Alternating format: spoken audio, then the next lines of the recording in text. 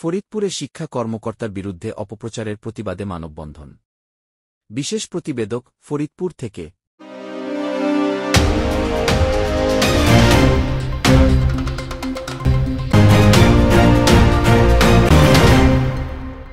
বিভাগীয় পর্যায়ে একাধিকবার নির্বাচিত শ্রেষ্ঠ উপজেলা প্রাথমিক শিক্ষা অফিসার সিরাজুল ইসলামের বিরুদ্ধে অপপ্রচার, মিথ্যা মামলা ও হয়রানিমূলক কর্মকাণ্ড দাবি করে প্রতিবাদে মানববন্ধন করেছেন বিভিন্ন বিদ্যালয়ের শিক্ষক ও শিক্ষার্থীরা।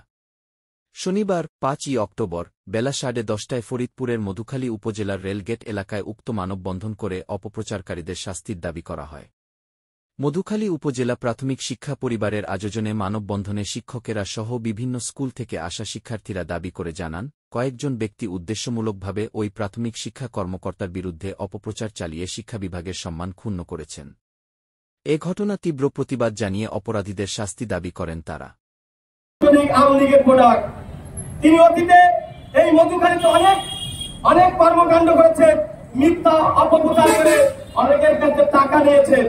আজকে তার সম্পর্কে বলা হয় তিনি নাকি টাকা নেন, 2000 টাকা পকেটে না নিয়ে বাড়ি যায় না।